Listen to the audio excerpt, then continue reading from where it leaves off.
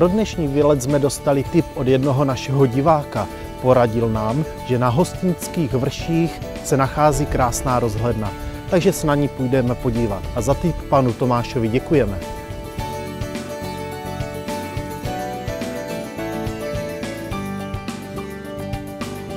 Ale předtím se podíváme ještě na dvě zříceniny, které mají hodně společného, ale hezky po pořádku. Jsme v okrese Kroměříž ve Zlínském kraji v přírodním parku Hostýnské vrchy.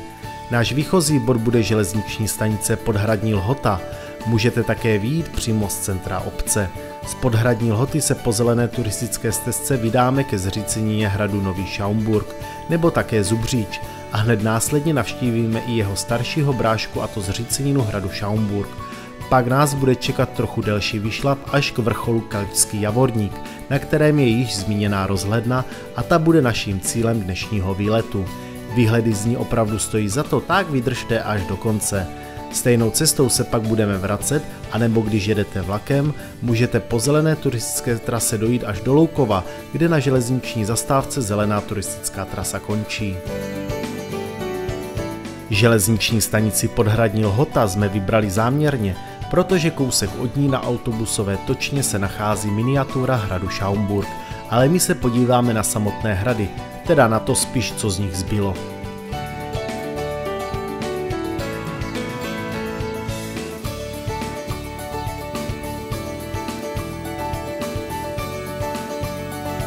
Tak a my přicházíme ke zřícenině hradu Nový Schaumburg a taky se mu říká i hrad Zubříč.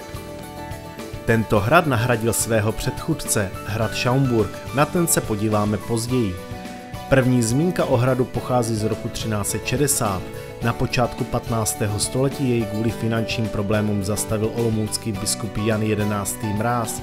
Později, konkrétně roku 1416, měli hrad v zástavě vladykové z Bítova u Bílovce. Z tohoto rodu také byl Mikuláš, který zde podnikal loupeživé výpravy, a tak byl hrad roku 1451 moravským zemským hejtmanem Janem Tovačovským z Cimburka vykoupen a pobořen. Podle dalších pramenů byl hrad pravděpodobně později obnoven, ale zkázu dovršilo uherské vojsko za česko-uherských válek. Dnes probíhají práce, které mají pozůstatky z hradu zakonzervovat pro budoucí generace.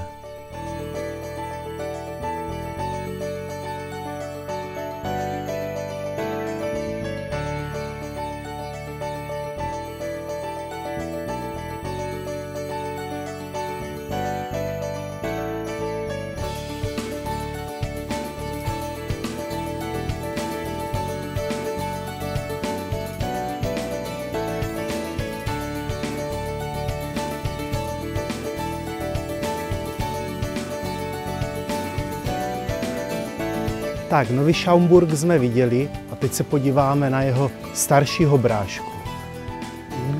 Moc z něho tady nezůstalo.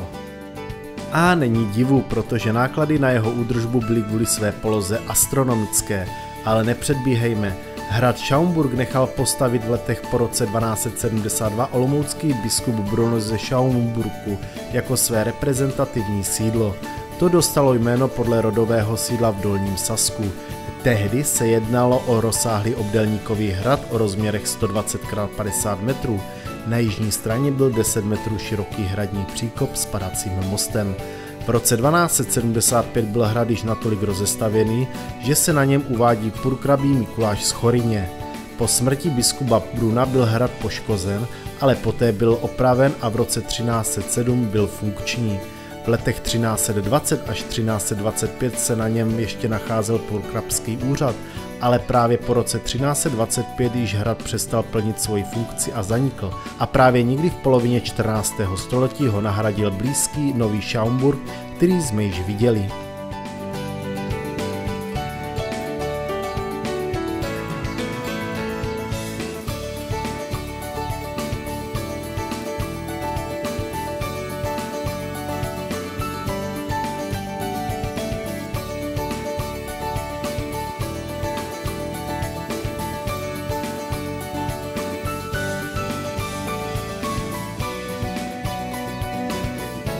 Keltský Javorník je 864 metrů vysoká hora v Hostýnsko-Vsetínské hornatině, nejvyšší vrchol Hostýnských vrchů.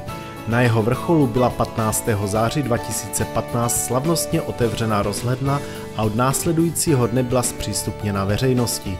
Stavět se začalo v září roku 2014, má 35 metrů a je navržena tak, aby citlivě zapadala do krajiny. Hlavním prvkem je 12 ohýbaných lamel z modřínového dřeva. Ohýbané dřevo je symbolem zručnosti a tradice zdejšího výrobce nábytku, který tento způsob využívá k výrobě například židlí v nedaleké továrně v Bystřici pod Hostýnem. Z točitého schodiště bez obvodových stěn je možné pozorovat krajinu po celou dobu výstupu na hlavní plošinu po 156 schodech. Za jasné viditelnosti vidíte jak samotné Hostýnské vrchy, tak i Beskydy, Jeseníky, Javorníky, Oderské vrchy, Chřiby, Vsetínské vrchy a oblast Moravské brány. Dokonce je i vidět Malá Fatra, Bílé Karpaty a Povážský Inovec. I když výstup na samotnou rozhlednu je fyzicky náročnější, za ty výhledy to prostě stojí. Jen ještě připomínám, že rozhledna je dostupná celoročně a zdarma. Pod rozhlednou je i pokladnička, do které můžete přispět na provoz a údržbu rozhledny. Ještě by stálo za doplnění, že rozhledna získala titul jako nejlepší počin v cestovním ruchu na území Zlínského kraje za rok 2015.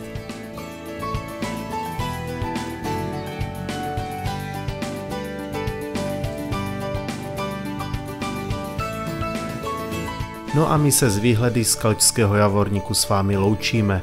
Nezapomeňte nás odebírat, sdílejte nás a hlavně nezapomeňte, že za týden další výlet.